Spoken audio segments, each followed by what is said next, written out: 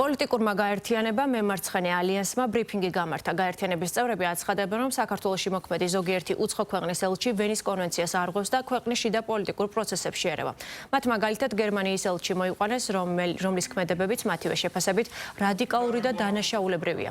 პარტიამ ასევე დაანონსა საკანონმდებლო ინიციატივა, რომელიც ელჩების საქმიანობაზე მკაცრ კონტროლს, საელჩოებში უცხოელ თანამშრომელთა რაოდენობის შეზღუდვასა და კონვენციის დაამღვევი დიპლომატების მიმართ სანქციებსა და გაძევების მექანიზმებს ითვალისწინებს. ბოლო პერიოდში საქართველოში სხვადასხვა ქვეყნის ელჩები და საელჩოები უხეშად არღვევენ ვენის კონვენციას.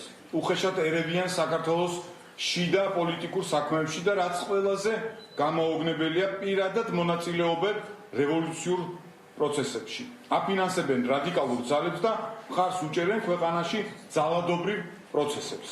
განსაკუთრებულ აღშფოთებას იწვევს გერმანიის ელჩის პეტერ ფიშერის ქმედებები. ვერავითარ კრიტიკას ვერ უძლებს ხელისუფლების ზოგადი დამოკიდებულება ამ საკითხის მიმართ. სწორედ ამიტომ ჩვენ ვაანონსებთ საკანონმდებლო წინადადების დამუშავებას, რომელიც სამართლებრივ და ზნეობრივ ჩარჩოში დააბრუნებს მტრულად განწყობილი არა მთავრობების, არამედ არაფორმალური ძალების მიერ მართული ქვეყნების ელჩებისა და საელჩოების ქმედებებს.